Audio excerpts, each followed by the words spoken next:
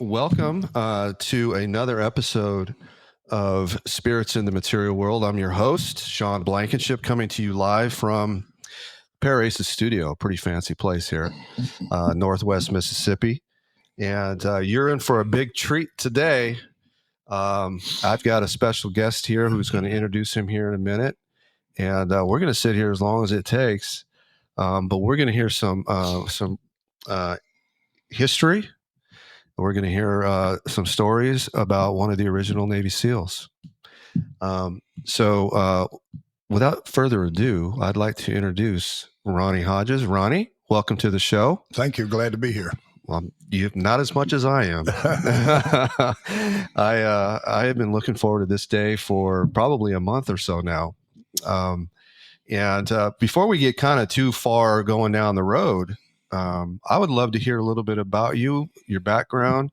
Why don't you introduce yourself to the folks? Okay, I'm Ronnie Hodges. I'm retired. I'm 75 years old. I got into the Navy when I actually got drafted. And, you know, when you get drafted, you have 30 days to enlist in anything you want to. So me and a buddy of mine were messing around one day, and I said, man, I'm gonna enlist. And so I went down and joined the Marine Corps and went to California and got to California and was going through basic. And back then, you know, no one knew what the SEALs were. I mean, it was a real secretive group. Is it new, right? Oh, yeah. And these SEALs came through and they were asking, was anybody interested? And he explained what the SEALs were. And I decided, I knew I was going to Vietnam because I had volunteered with the Marine Corps to go and just to get it over with. So we had to go take some tests. You had to swim and run and I passed all of that. So then they transferred me into the Navy and I went to Great Lakes, Illinois for Navy boot camp. And after that, I went back to San Diego to start BUDS training. And then when I started BUDS training I think the fourth day, I went, I done messed up. This ain't good. And so I went through BUDS, and let me tell you, I never dreamed it'd be as tough as it was. It's you know, every morning they call it muster, which is roll call. You stand in ranks and they ask you three questions. Do you want to see the chaplain? Do you need to go to sick bay? You want to ring the bell. If you ring the bell, you're gone. No questions asked, and you go back to the fleet. And there was a couple of times during training, if I could have got to that bell, I would have rung it. I mean, it was some tough stuff. Right out of the gate, I've already got like a whole bunch of questions. So let's go. So you said San Diego, yeah. And is that Camp Pendleton? That's Marine Corps. Marine, okay. But I was BUDS is over at North Island. North Island. Yeah, it's a Naval Air Station and stuff that. I know what you're talking about now. You know, and when you think of the SEALs was actually brought about by President Kennedy in 1962 when the idea came about. And it took him a couple of years. They officially kicked off in 64. And the thing about the SEALs were you were at the beck and call of the president. That it back then, I don't know what it is now, but at any given time, only 50% of the SEALs could be out of the country. The rest are kept stateside in case the president needed them. But it was real hush hush. I mean, we couldn't wear our Trident. We call it the Budweiser. If you look at the Trident, it looks like the Budweiser label, and we used to call it the Budweiser. But so that when I got through BUDS, you know, you couldn't wait to get somewhere to see if this stuff really works. And so BUDS, is that an acronym or what is BUDS? Basic underwater demolitions. is what it stands for. And depending at the time, the war was pretty hot, so they pushed us through pretty quick. And what year are we talking about right now? Late '69. Okay. To give you some statistics, when I started Buds, there was 140 of us, and out of the 140, 120 of us, and out of the 120, 40 of us graduated. And out of the 40 that graduated, we all went to Vietnam. And out of the original 40, only 8 of us come home alive. And out of the 8, everybody had been wounded at least once. And I think my team, we had won everything but the Congressional Medal of Honor, someone in my unit. I mean, from the Navy Cross all the way down, that we were very, very active. Wow. So, and we worked a lot for the CIA and the Air Force. And we used to call them hops and pops, that they would find like a North Vietnamese high-ranking officer, like a general or major. And the order always was extract him if you can. If you can't, let him meet God. And of course, we wasn't set up to take prisoners, and we never brought nobody back. So that's where the hop and pop. We jump in, set up, get our target, and then neutralizing.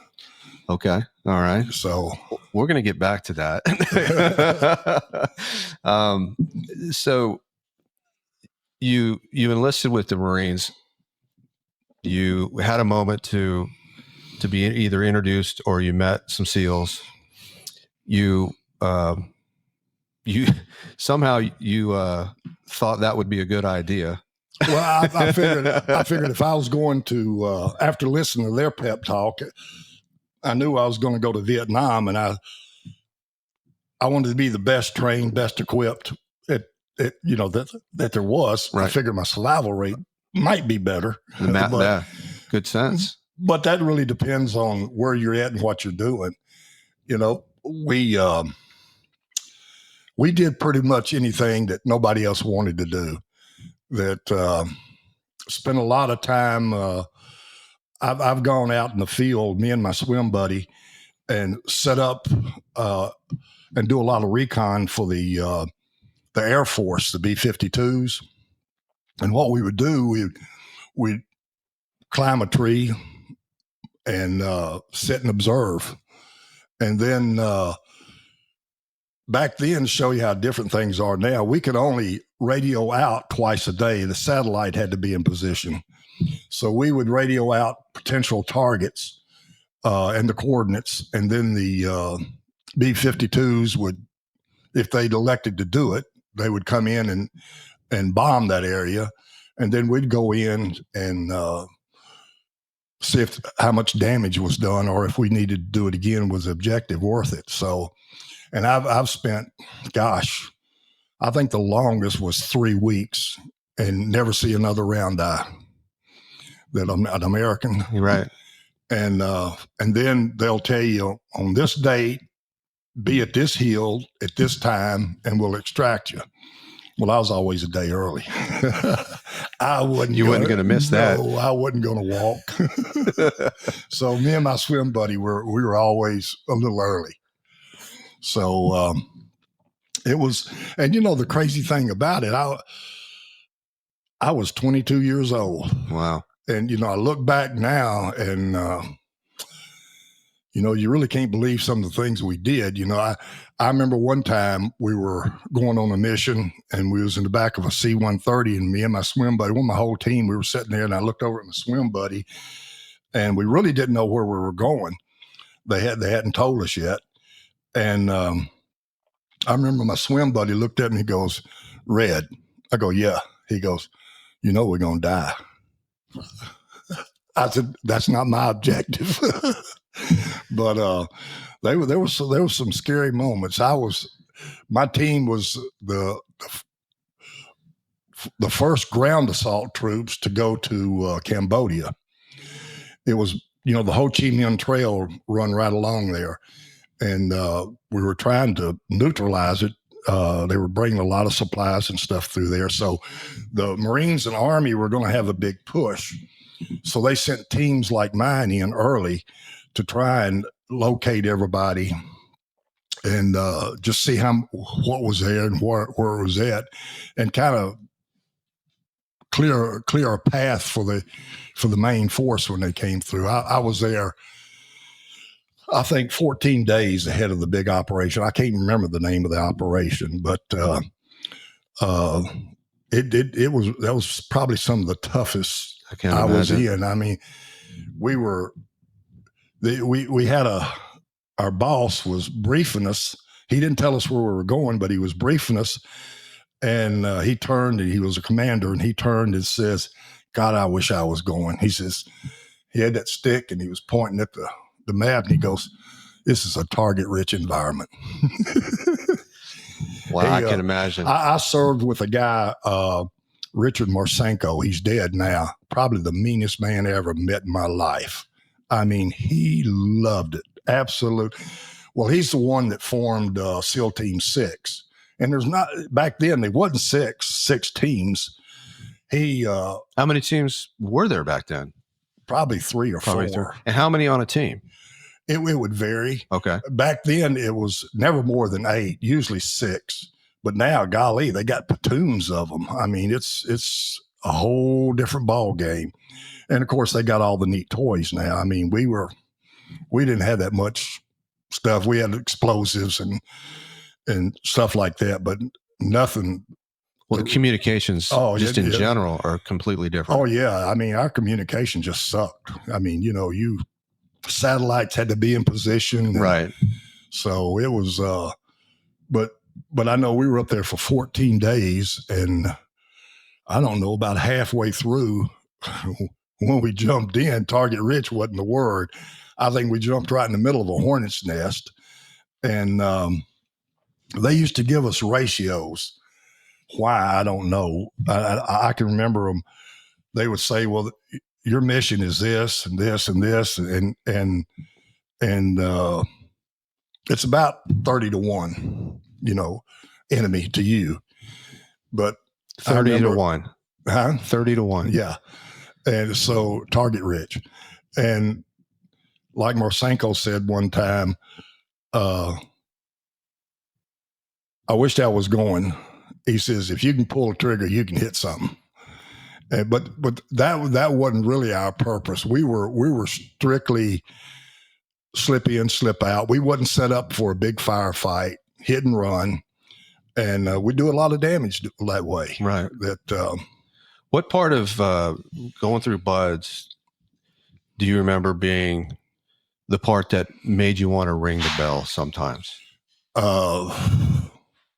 I guess when they were drown proofing us. Oh, I can imagine. There was a place called Point Lomas, who's notorious for riptides. Firefighting school. Okay. Didn't like that. I think both of those are pretty rational reasons not to like. I mean, well, there's probably 100 reasons not to like it. I mean, you gotta dig deep to hang in there. That they used to call us. You'd be out on the beach. We did a 5-mile run every morning, and if we wasn't running fast enough, or he didn't think we were doing right, he'd stop and he'd tell us. He says, I don't have your full attention this morning. So he'd make us go get in the ocean, and this was in March, and it's cold as hell, and get us good and wet. Then we'd come back on the beach and roll in the sand. That's called a sugar cookie. And you become a sugar cookie, and you had all that sand and grit on you all day long. And then when you really screwed up, he says, "Well, I don't have your attention. Get in the ocean." So we'd go sit in the ocean and lock arms. And I mean, my jaws would chatter so bad, my jaws would hurt. And do I have your attention now? Yes, sir. Yes, sir. You could barely say yes. Yeah. And you think those instructors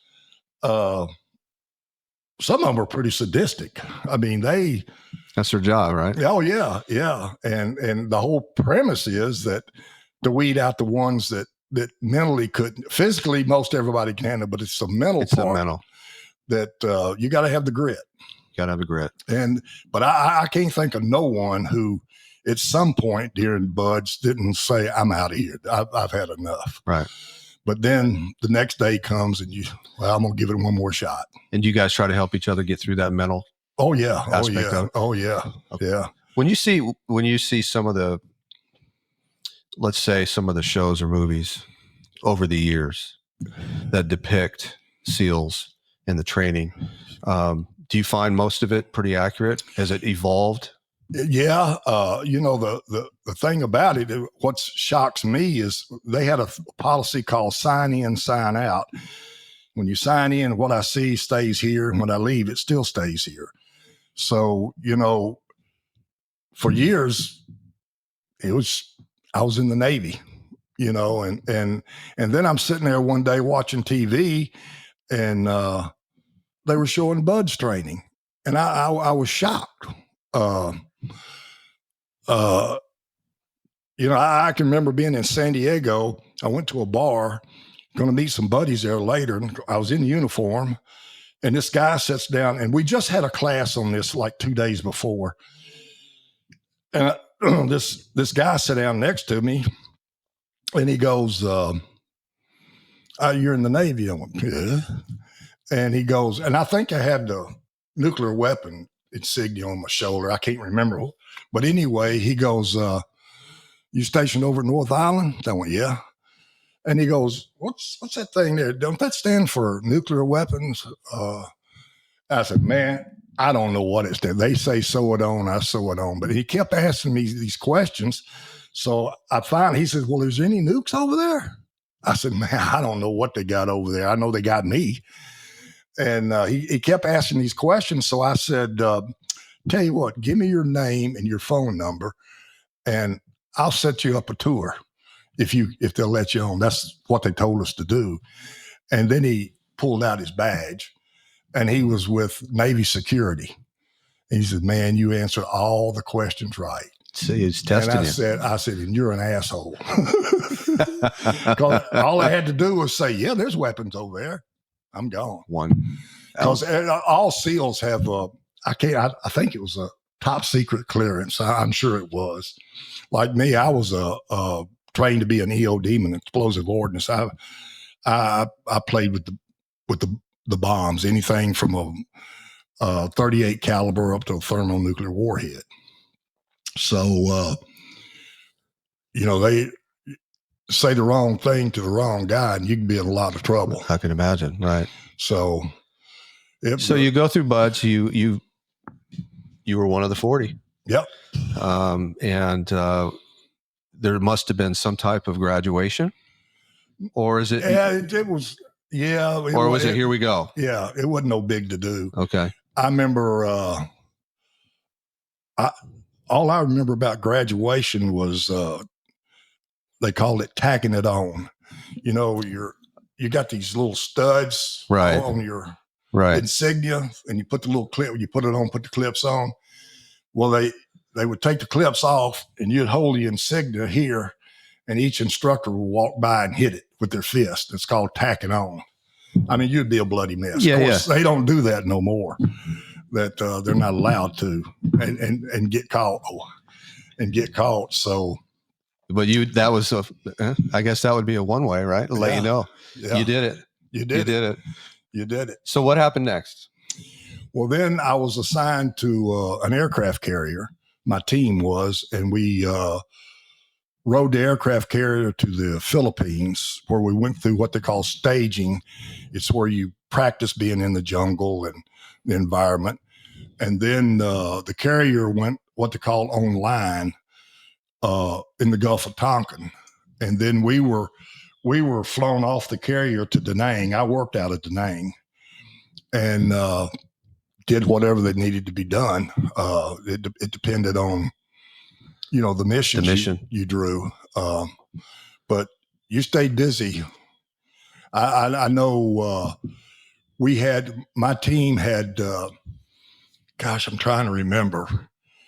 The CNO, Chief of Naval Operations, was Admiral Zumwalt. I think he's dead now too, but they decommissioned my team and gave us some options. We could stay in, re-up, or get out.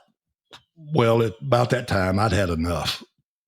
And I remember, and Admiral Zumwalt interviewed each one of us personally. And he asked, he said, Hodges, what do you want to do? And he told me what my options were. And I said, I'll take the out. And I said, I can leave this afternoon. And he goes, well, I can't get you out that quick, but yeah, we'll let you go. But then you stay on a ready reserve list for years. I know during the first Gulf War, I actually got a letter, and I had to go take a physical to see if I was healthy enough in case they needed me to recall me. We're talking what? That's like 89, 90? Yeah. 1990? Yeah. Interesting. I was in my 40s then. Your 40s. Okay. Yeah. So how long were you? So you're based out of Da Nang. Yeah. How long was it? Do they call it a tour? One tour, two tours? They call it a tour. And our tours were 6 months at a time. And I did 2. I was actually in Vietnam 11 months. 11 months. Okay. So, and then got rotated home. Was that towards the end of the war? Yeah, it was. I got there right after the Tet Offensive. Okay. And the war was still hot, but it was kind of winding down. I think the president was Nixon, and he was in the negotiations but we were just as active as day one. Right. So now I would imagine this is probably, there's things that you can't talk. Are you able to talk about any of the missions? Let me think. I can't recall none off the top of my head that, the one that stands out, and of course I'm not giving away nothing. We went on a hop and pop, and there was I think he was like a colonel or a major that they wanted to get their hands on, and we jumped in, set up on him.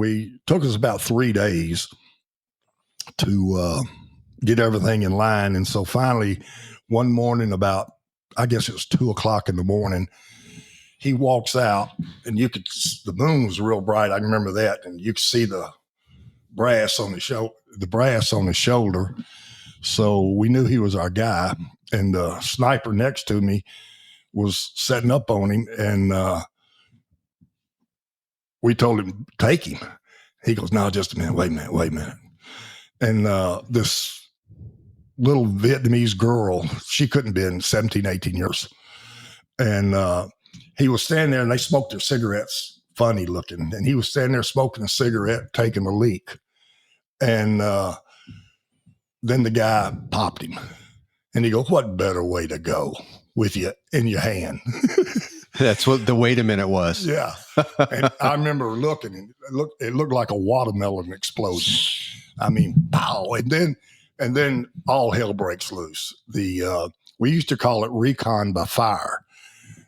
The would just start running and shooting at everything. Of course, we would pull back, drop and camouflage, and let them run by us, and try to make our way to, there's a saying in the SEALs, always keep the water to your back. So we're trying to get to this river, and if we get in the river, they ain't coming after us. That's one particular mission. Then there were several like that.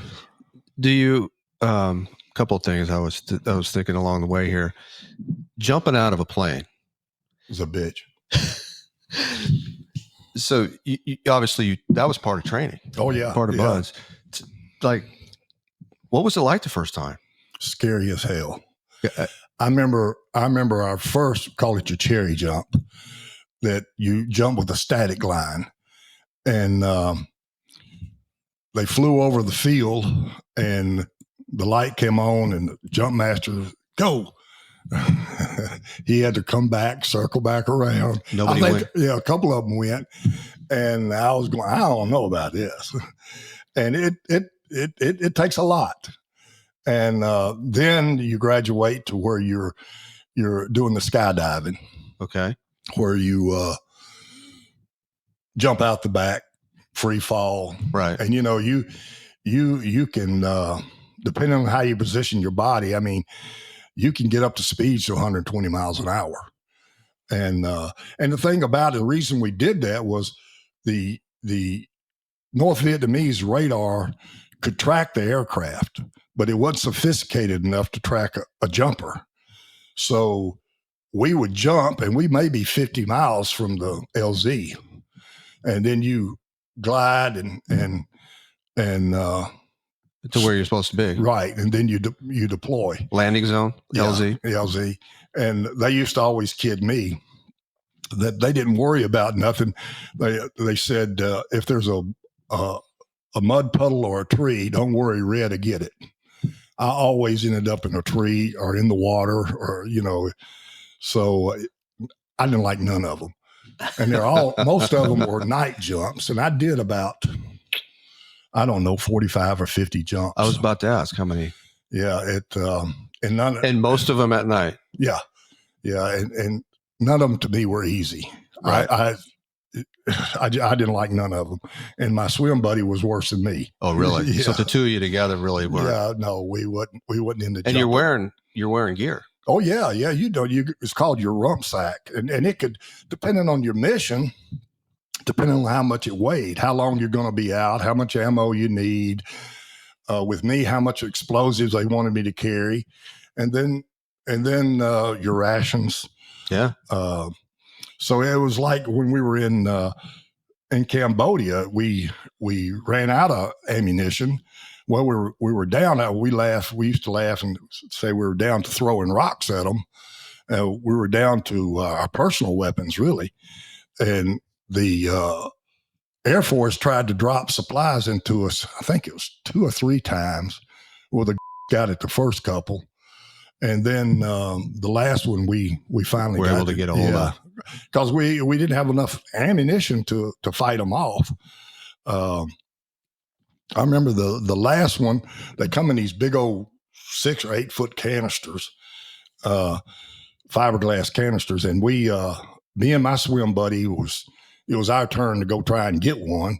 And I remember we run out and we stripped down took all of our gear off so we could run, and we ran out there and they were shooting all around us. And we grabbed it up and we were running back. I guess the thing weighed 100 pounds or better. And I remember my swim buddy got hit in the heel of his boot. Didn't break the skin or nothing, but he was a funny guy. He was from West Union, West Virginia, country as they come. And of course, when it hit him, it flipped him in the air, and he was screaming, I'm hit. I said, you better get your ass up and come home. I'm leaving you. So, wow. There was some. And it was full of ammunition, or maybe even rations or whatever. Some rations. We were more interested in ammunition. In the ammo. Yeah. They there were a couple of times like that, but that was probably one of the toughest that I can recall. Again, no mission was easy. I remember the first operation I went on. We were working with the 5th Marines, me and my swim buddy. They had kind of split us up, and we were going out, and this was my first combat mission. And we're walking down this trail, and we got a sniper started firing on us. And you watch the movies, and then all of a sudden, this is for real. That it really got to me. I remember a guy about 2 or 3 guys ahead of me in the column got hit in the shoulder, And he dropped to his knees and he turned and he was holding his shoulder and he was screaming, "Don't kill him. Don't kill him. I want that son of a bitch."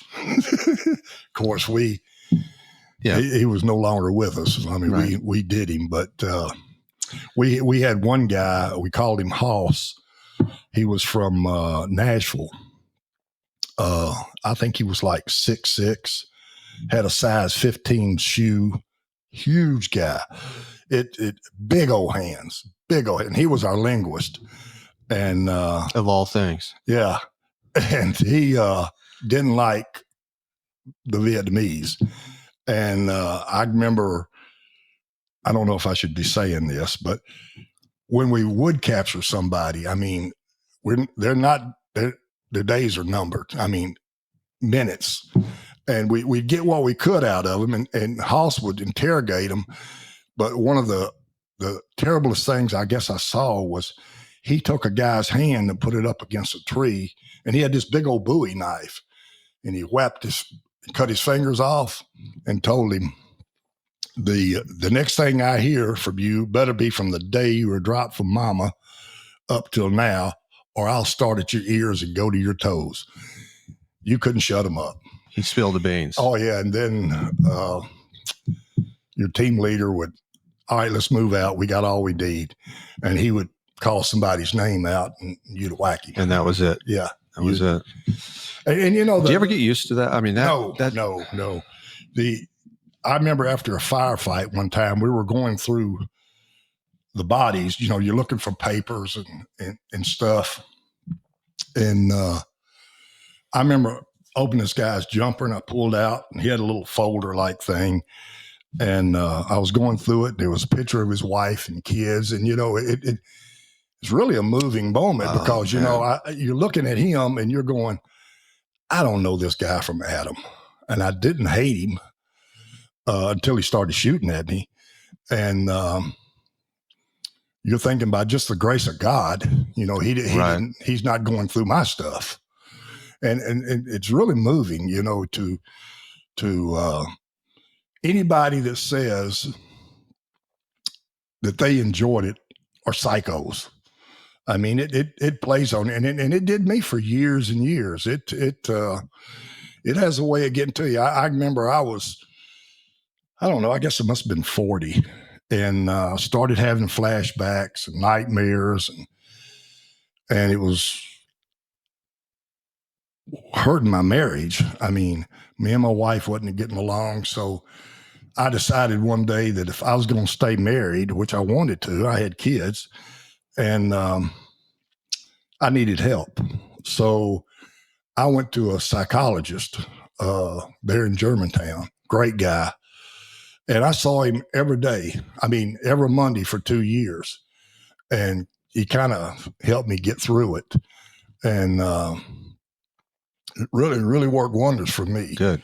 That the hardest thing to remember is that and the statistics were in the Korean World War II in Korea, the average combat soldier saw combat every 4 days on an average. In Vietnam, the combat soldier saw combat every day. Mm. And then when you come home, Korea and World War II, it took them 2 to 3 weeks to get home. So you had a little grieving period and you know, you had time to get over it. Man, when they sent me home 18 hours later, I was landing in San Francisco. And you know, 18 hours ago, I was living off adrenaline. And you know, I had a lot of problems. We had an old saying in the SEALs, and they still do, you don't intimidate me, you piss me off. And that's not good. I mean, I could tell you some terrible stories my first year out that I stayed in trouble. Yeah. Well, hell, I stayed in trouble as a SEAL, and the only thing that saved me was my combat record. I remember a Navy captain, got court-martialed, they call it a captain's bass. And he says, Hodges, you're one hell of a soldier. He said, I'd go into combat anywhere, anytime with you. He says, but you don't know what to do with your free time.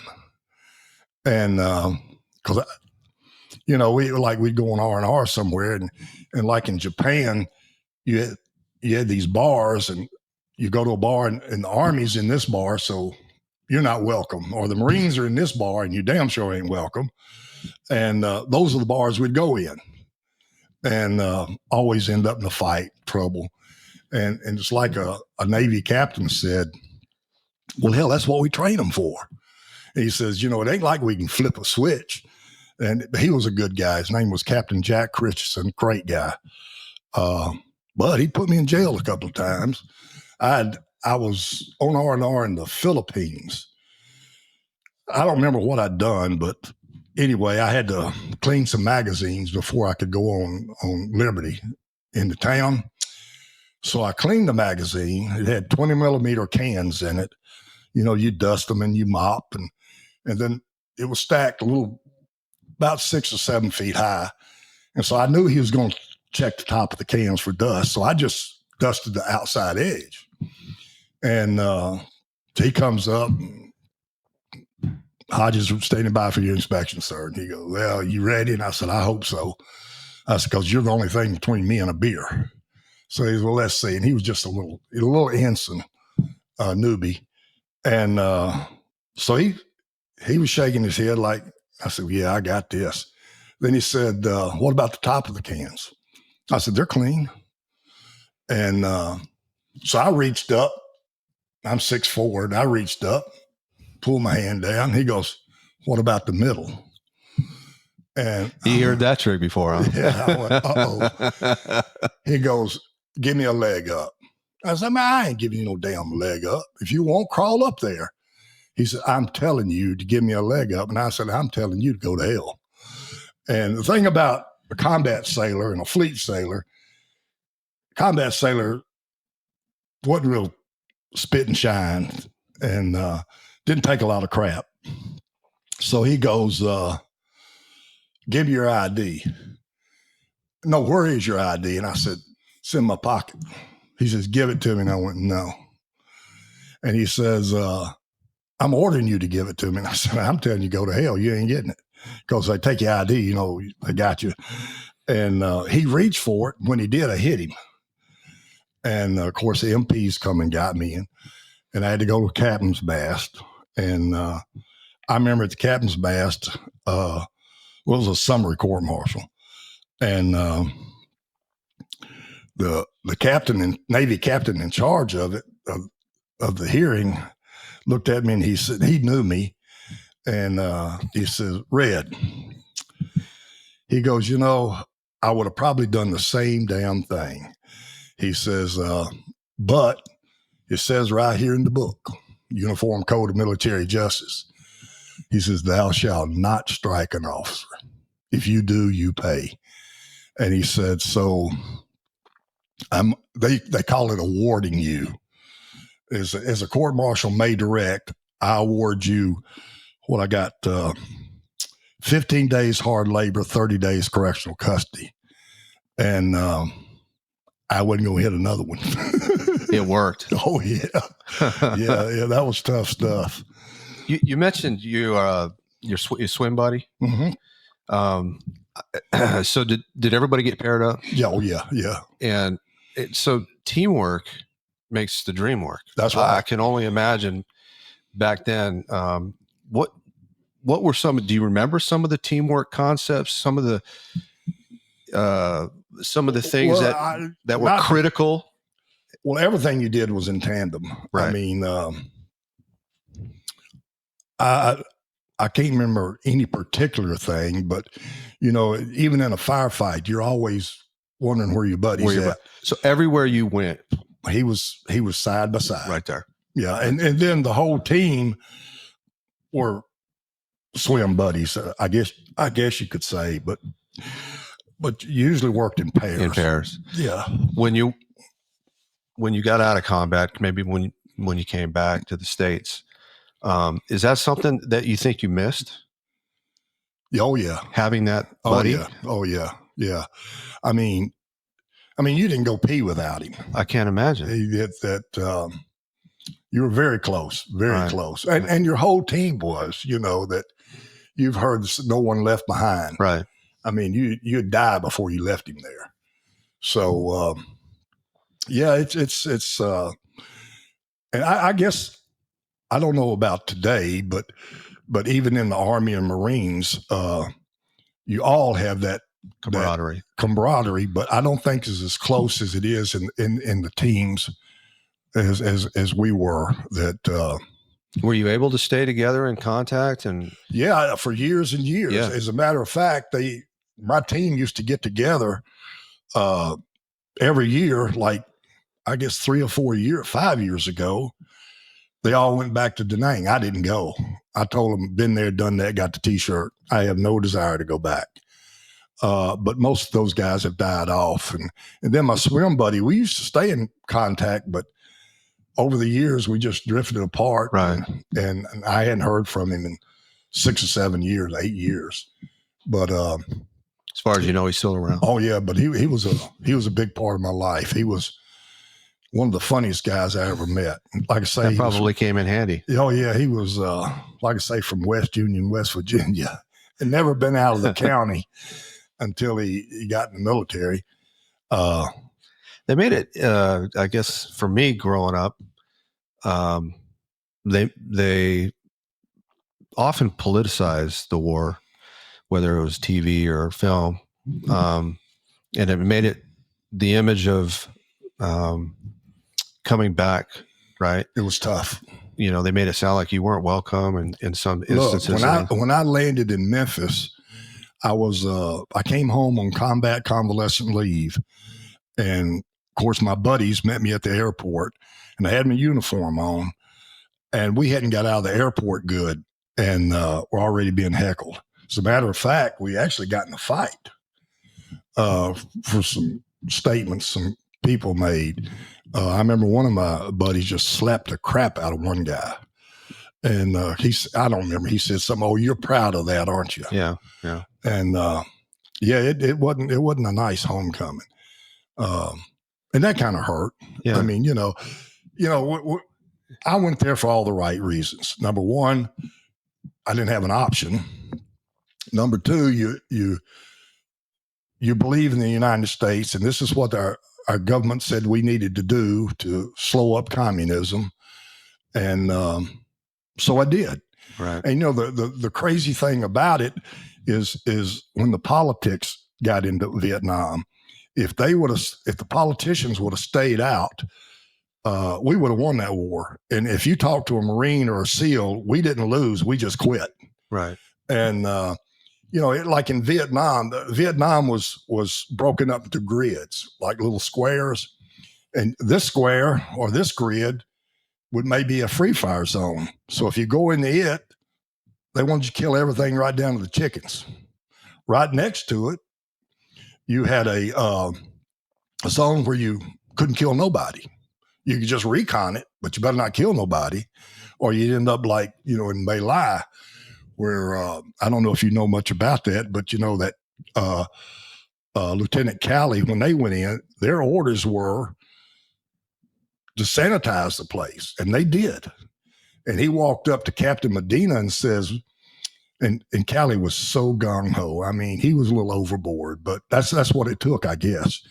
And he went up to Captain Medina and says, "Well, Captain, do you think we did a good job?" He says, "Lieutenant, you did such a good job. Me and you are going to spend the next 30 years in prison."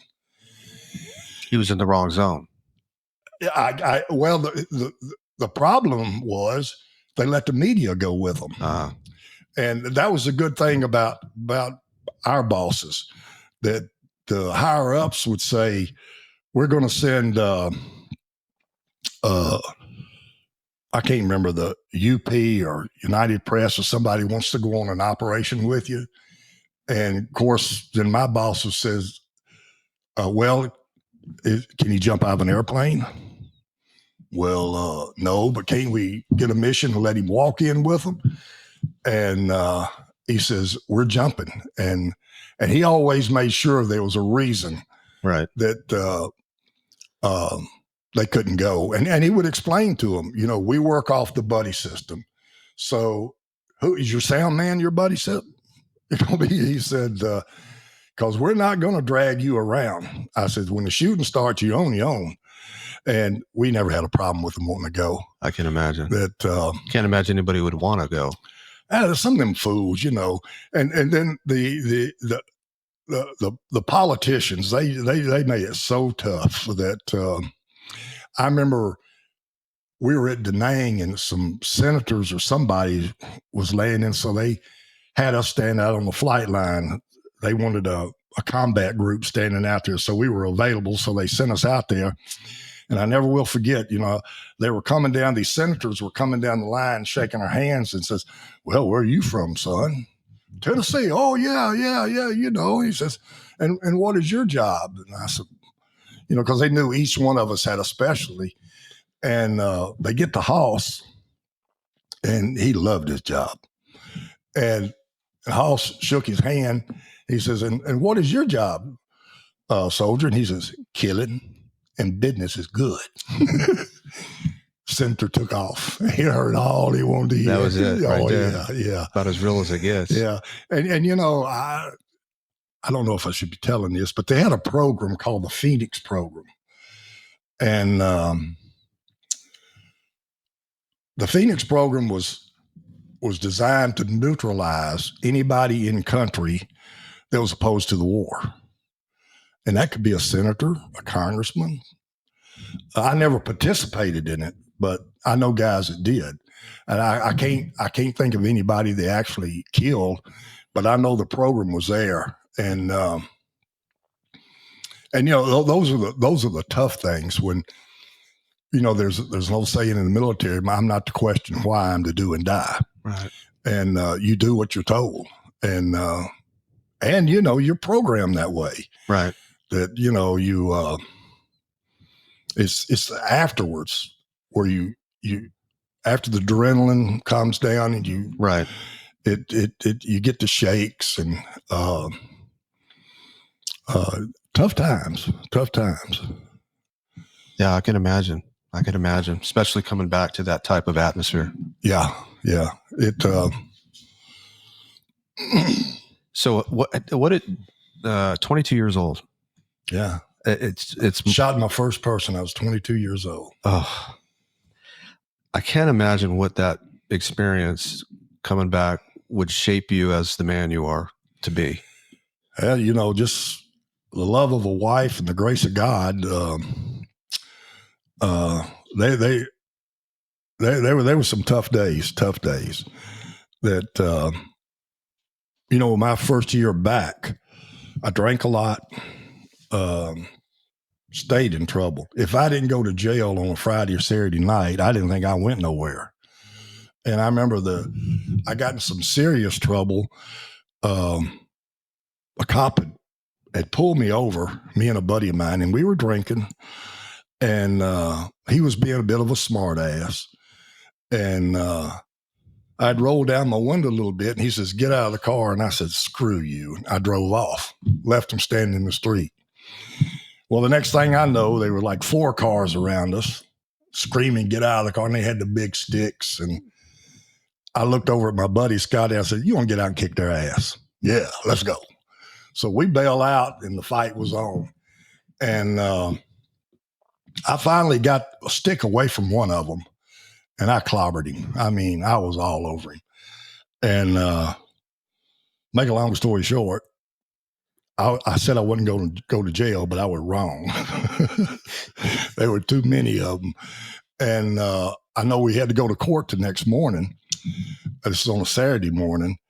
And the judge is dead now, Judge Beverly Boucher, great guy. And he said, Mr. Hodges, this ain't your first trip in court, is it? I went, no, Your Honor. And he said, I think they're picking on you. I said, thank you.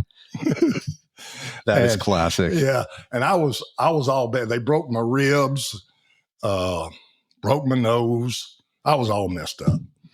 And then a lot of the cops sitting there were all in bandages. And so he said, well, Mr. Hodges, you got a decision to make. And the Navy from Millington sent 2 JAG officers to represent me. And I don't know who called them, but they showed up in court. And the judge says, well, Mr. Hodges, you got a decision to make. He says, you can do 11 months, 29 days at the penal farm, or you can check yourself in the VA hospital. And I went, well, that's a no-brainer. I'm going to the hospital. Well, I turned to walk, and no, we're going to get you a ride over there. But the JAG officers, they were great. They told the judge, look, we made him. We can fix him. Just let us have him. Don't send him to jail. And Boucher says, you're right. Sounds like a good thing to do. Oh, yeah. And then that just created more problems. They sent me to a psych class. There was a group of us in the Army, Navy, and everybody. You went there every morning. You had your little pajamas on. And you go in every morning, and the psychiatrist will come in and talk to you. But there was a guy in the Army comes in. Every morning he was crying. I can't take this no more. I want to die. And then one morning he come in, and I go, you know what? I want you to die. I can't take this no more. Man, I ain't kidding. I'm going to kill myself. I said, well, do it.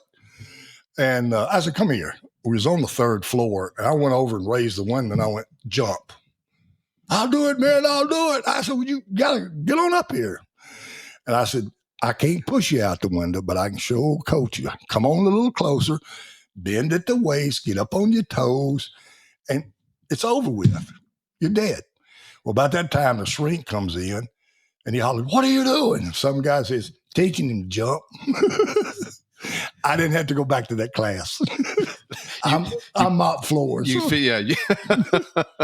And then I was mopping floors, and I was at the front, and there was a 7-Eleven straight across the street at the time.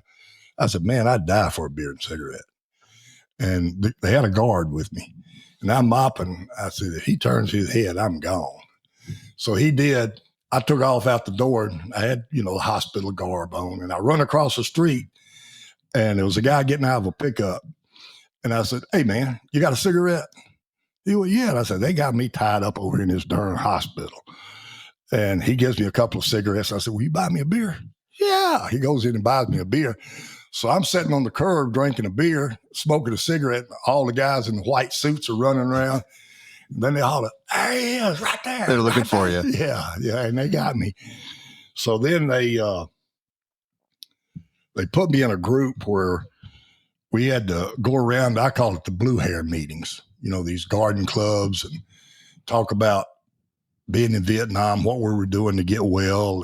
And I had to do that. And they told me then, you mess up one more time and you're going to Iceland, Greenland. And you could put me on a recruiting poster. I didn't want no more of it. And I had to do that for, I guess, about 6 months. Wow. Then they let me out. Let you go. Said I was well. I don't know if you ever get well. Well, I mean, that's a great question. I mean, you can't erase your memory. I mean, I guess you could. You tried maybe every now and then. Friday and Saturday nights. Brian can tell you that I had a rule when the boys would be out at night, when they come in, they had to let me know they're home. Well, I guess it was you that walked up to the bed one night and tapped me or something. I come tearing out of that bed, had him by the throat. So we didn't do that. We had a pillow that throw.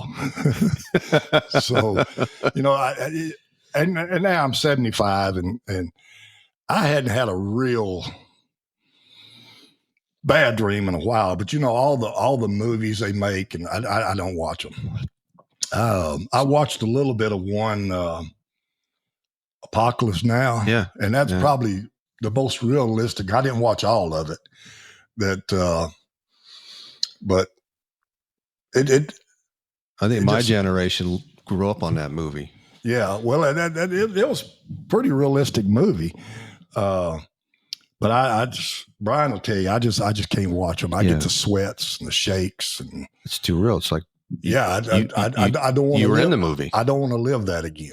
Right. That you do what you have to do, and I remember one of the toughest things I had was I was in a Sunday school class, and some come up about thou shalt not kill, and all these little yippies were beating up on it pretty good. And I made the statement, says everybody can kill. You just got to be put in the right situation. Oh, no. And I said, well, let me tell you something. I have. And I'm not proud of it, but if called on, I'd do it again. And he goes, I can't remember what all he said, but I remember my poor wife. I stood up. I said, I'll tell you what all you can do. Go to hell. I said, the only reason you can sit here and say the things you're saying is people like me. And I never went back. Yeah. That it's crazy how some people view it. I mean, but you know, it wasn't a pretty war. No, not at all. But I don't guess any war is. No. So, but the way they treated the vet and still treat the vet is to me is just terrible, absolutely terrible. So, well, hopefully that's there's some changes that can be made. Well, you know, when Trump's first term in office, he was getting a lot of good things done. They were getting rid of the dead weight, and most of the people at the VA, 95% of them are there because they want to be there, and they're good. It's all the politics and procedures, paperwork. Yeah.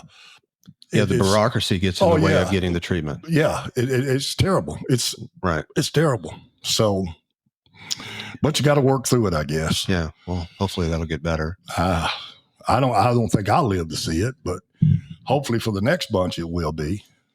So, what year did you meet your wife?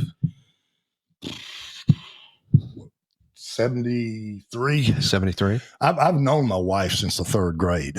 Oh, okay. We actually, there's a bit of a story there. Oh yeah, we were actually in the third grade together.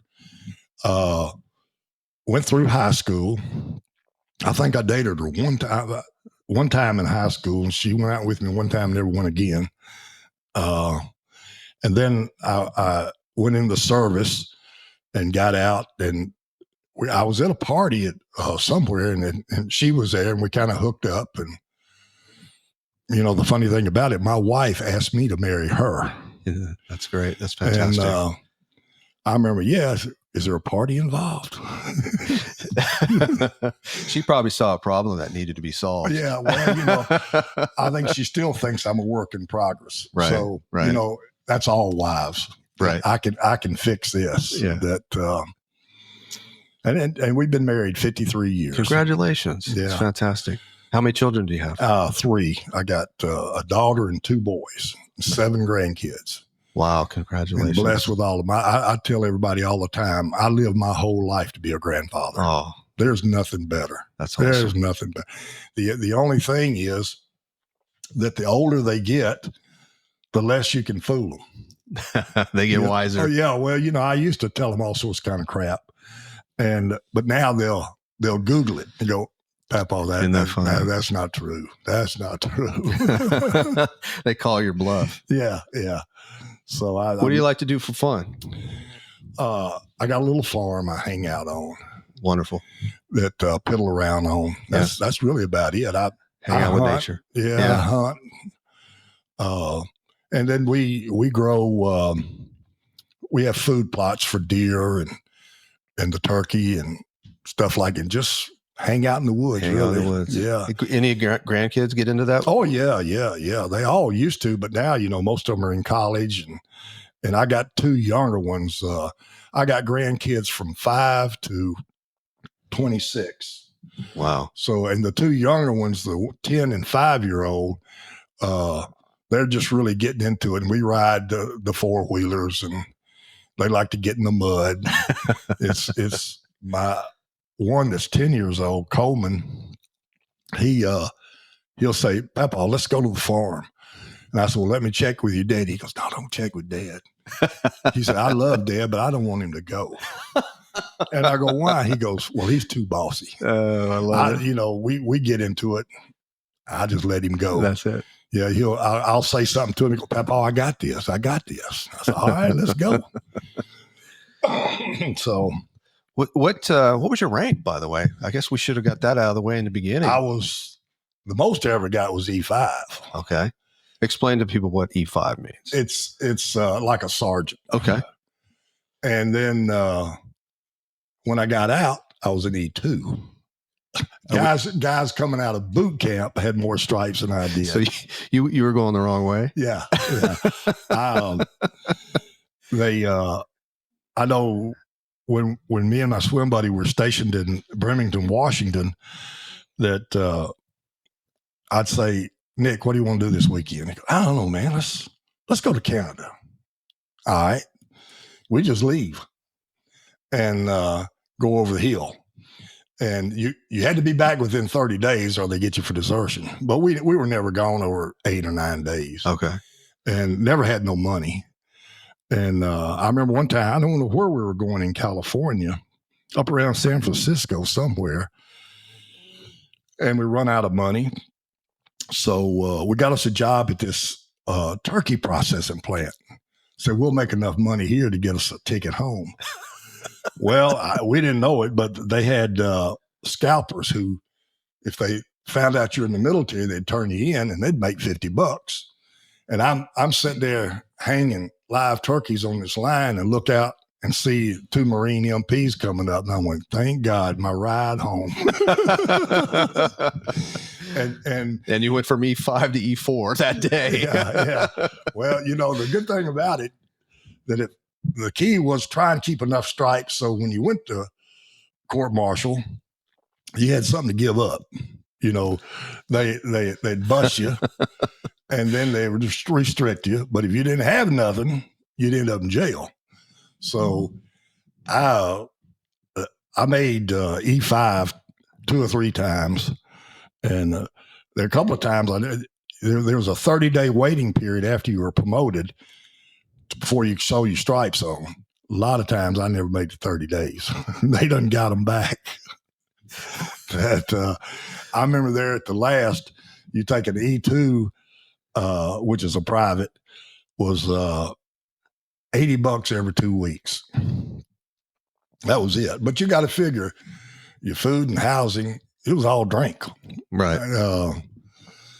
So yeah, I've had I remember my daughter's been helping me with this, and she called me one day, and this lady she's working with who had enough rank in the VA that got through some of the redactions, and her and Tina were reading it, and she called me and goes, Dad, I can't believe the stuff I read.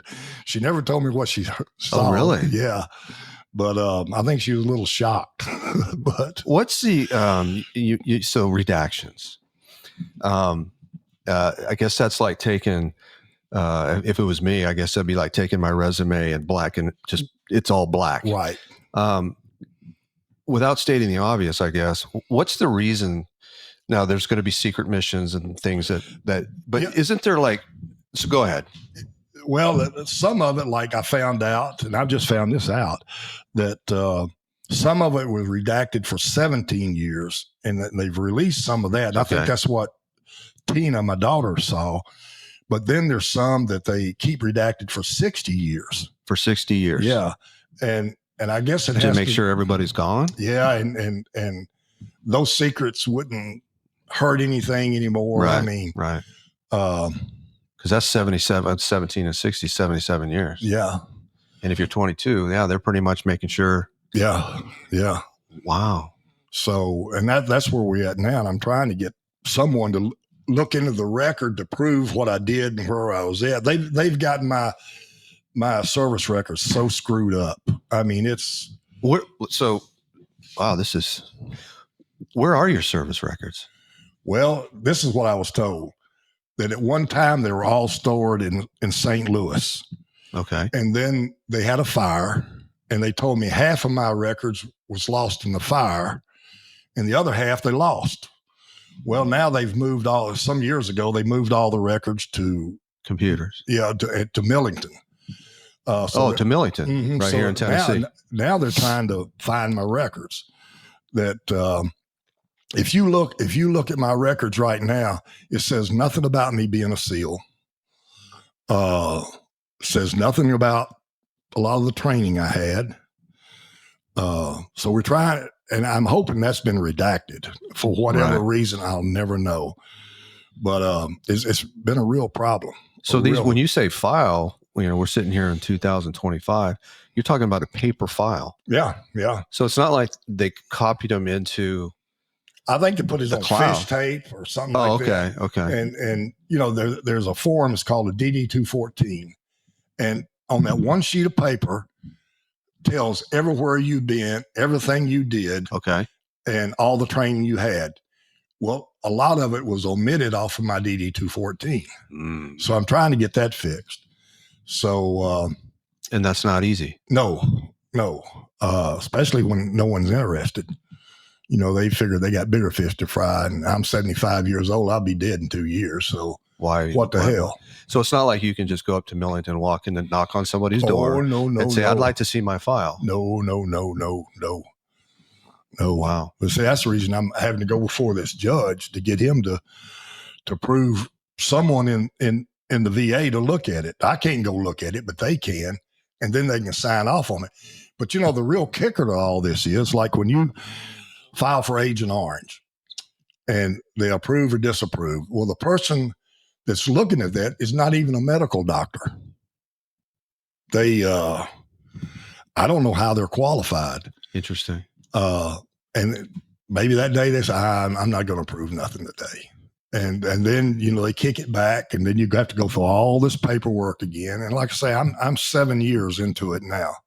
7 years into trying to get your file. Right. Well, trying to get my disability. And your disability. And, it's really right now, my disability ain't so much for me as it is my wife. Because when I'm gone, she can get it. And you take in the state of Mississippi, when you get to 70%, I only got 10%, but when you get to 70%, have to pay for your tags, card tags. There's a lot of benefits. Property taxes. Yeah, a lot of benefits come with it. And so it's more for my wife than I guess it is for me. Of course, it would help me right now too, but I don't have a lot of faith. Wow.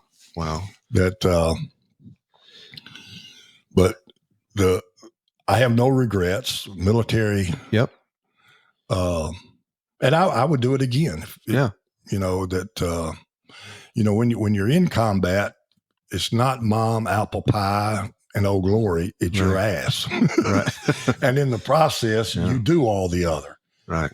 So, it was an experience. Well, I thank you for your service. Appreciate that. Yeah. This is amazing. I mean, I feel like we just talked through all of the movies I've ever watched in my life. Oh, really? Yeah, and and you can't really talk about a lot of what went on.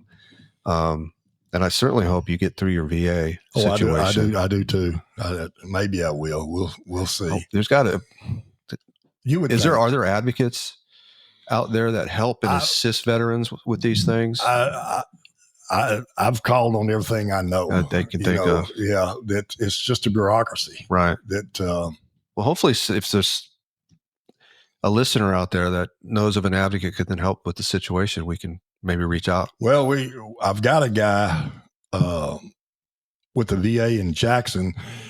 I went before this judge before, and I didn't know you had to have a representative. And the judge was great. And he says, "Who's your representative?" I said, "Man, I ain't got no representative." Like state representative? No, or he's legal? the legal. Okay. And he says, I says, "What I need a representative for?" He says, "Well, he has to ask the questions, and then I can rule on them." Oh, okay. And he says, "Or you can do it." I said, "Hell, I don't know what questions to ask." And he said, "Well, you may want to reschedule this, or I can hear it now, but you only get one shot at this." And I said, "Well, what do you recommend?" He goes, "I can't recommend nothing. I can rule on anything you say, but I can't recommend nothing or nobody." But the way he was talking, he says, "We need to reschedule this. You need to find somebody to." He was recommending. Yeah. He was a great guy. Great guy. So he rescheduled it. But you take, it's taken, after the first hearing, it's taken almost 3 months to get the second hearing. Right. I mean, they get no rush. And again, I could be wrong, but I think it's like the insurance company. You know, they deny you 3 times normally before they ever approve anything. Right. And in this case, I think they try to outlast you. And you know, I hope you're wrong. I'm at the point in my life. It feels that way, though. Yeah, you know, it's at 75 years old. Yeah, you're not buying green bananas. No, that I've got 100 different things wrong with me, and we need to get this done and over with. Yeah. And maybe we will. I don't have a lot of faith in it, but I can go to my grave knowing I did my part. Yeah. You son of a bitches hadn't. Yeah. But we'll see. All right. Well, best of luck to you. I appreciate that. Well, thank you for coming on and chatting.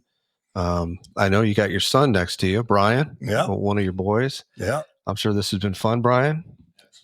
Absolutely. I guess I've spent more time with Brian talking about, you know, Vietnam than any of my kids. He's always seemed to be more interested. Yeah. That we share a lot. I share a lot with him. I could see you guys are spitting images. You're going to look just like your dad. Yeah. He's my shoulder. That's awesome.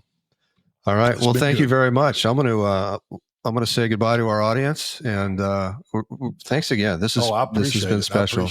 Very special. All right. Thanks.